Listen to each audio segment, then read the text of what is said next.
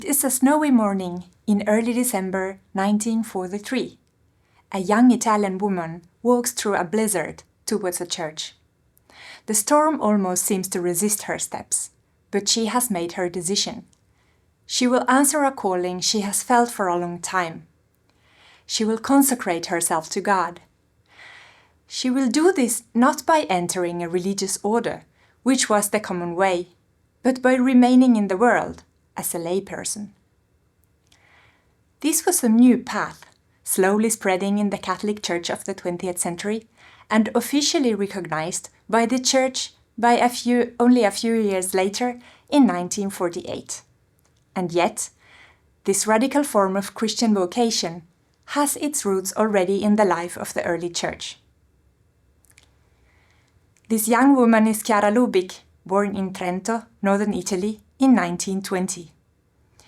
She received her religious formation within Catholic Action, the largest lay movement at the time that was founded in 1870 to promote an active laity in the Church.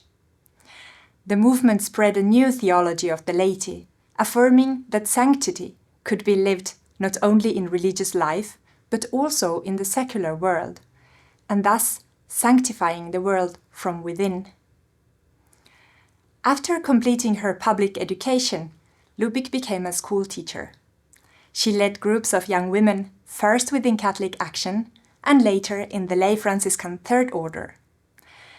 When World War II broke out, the public gatherings had to go underground. These more intimate settings allowed her distinct spirituality to develop. As the world around them crumbled, Lubich and her friends discovered God as the one ideal that no bomb could destroy. They took the Gospel as their only guidebook, and from this context emerged the spirituality of unity, which became the foundation of the Focolare movement.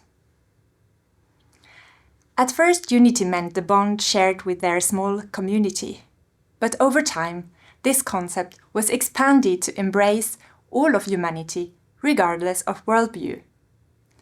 She believed that all people are children of God and therefore brothers and sisters.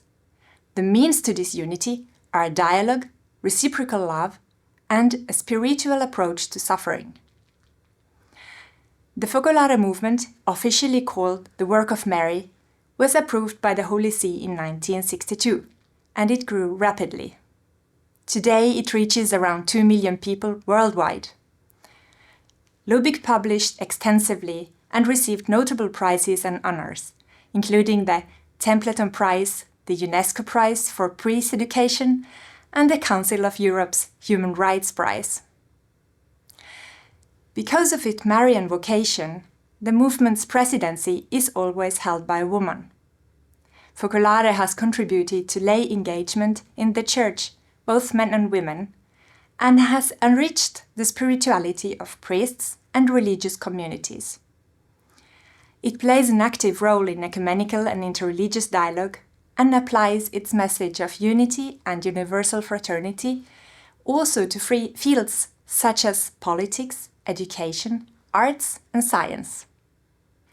Lubich passed away in 2008, leaving behind a legacy of a worldwide movement that includes members from many Christian denominations, other world religions, and even people without religious affiliation.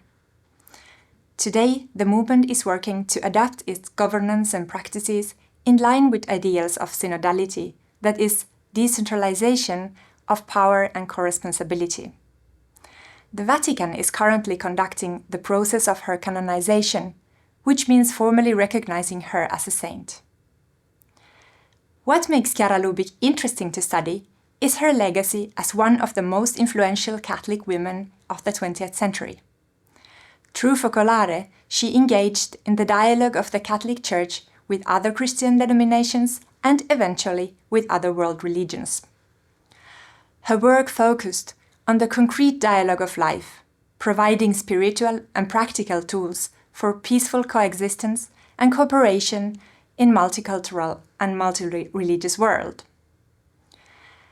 By examining the historical and cultural context that shaped her thought, we can better understand and apply her insights in today's world. When Chiara Lubich answered the calling to consecrate herself to God on the snowy morning of December the 7th, 1943, she made a personal decision for her life. Little did she know that her work and spirituality would have such an impact and become such an inspiration for the development of the theology of unity and dialogue within the Catholic Church and beyond. My name is Vera La Mela, at the Center of Theology and Religious Studies at Lund University. Thank you for listening.